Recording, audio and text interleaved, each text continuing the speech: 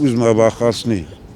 ինքը թույլ մարդ է, ուզում է բառերով վախացնի ազգին, որ Իրան էլի նորից ընտրեն, որ էլի սենց տապալվենք, արդեն Սևանն էլ հանձնենք, ես իմ չգիտեմ ինչ, ոնց որ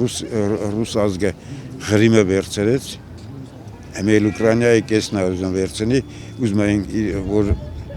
ես իմ չեմ կարող ասեմ, ինքը իր վախելով հանդերձ այդ ամեն ինչը սպառնեմ,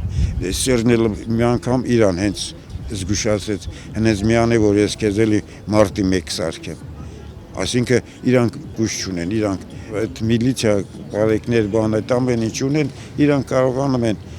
այսօր նրանց ասեն, այս պետք է անեք, անում են,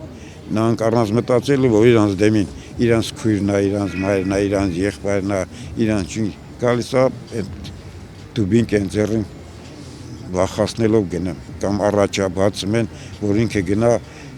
մի մսություններ անի, ես շատ գիտեմ, երեխա է գերկեմ, ծերուն ու կրծքին ինչ-որ բան է ամրացնեմ, չգիտես ինչ, դա բան ձև չի,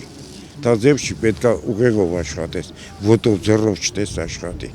Հիմի ես համոզված եմ, որ այս բան չունեմ ասելու, ահագին բարելավեց թոշակի, ասենք ավելացումով, որ այս թոշակառուները արդեն լրիվ անվճար են իրանց բուժումները ընդունեն բան, այդ սաղ քայլեր էր, են շախմատիստներ կան, բանը, մեր հզոր շախմատիստները աշխարհում, որ Տիգրան Պետրոսյանը մի քայլ էր անում, մի ֆիգուր, մի ժերտվա էր տալիս, ասում են պետք է շատ մտածես, որ գտնես թե Տիգրան Պետրոսյանը խեյդ բաննարա, ինքը այս ամեն ինչը թույլ քայլ էր անում, եթե դու պետք է այս ամեն ինչը պետք է աներ, մի տարի առաջ դե աներ, այն որ դեկտեմբերին 3 միլիոն պատգամավորներին ճիշտ է հիմի հետո բացատրում են, որ կես միլիոն իրանց աշխատավարձներ, կես միլիոնը են մի կես միլիոնն էլ ինքը ավել տվեց, որ մնացածն է, այդ 3 միլիոնի կեսից հետո նորեն մնացածը չգիտես ինչ իրանց պարգևատրումն է։ Դու այդ թոշակառուին, որ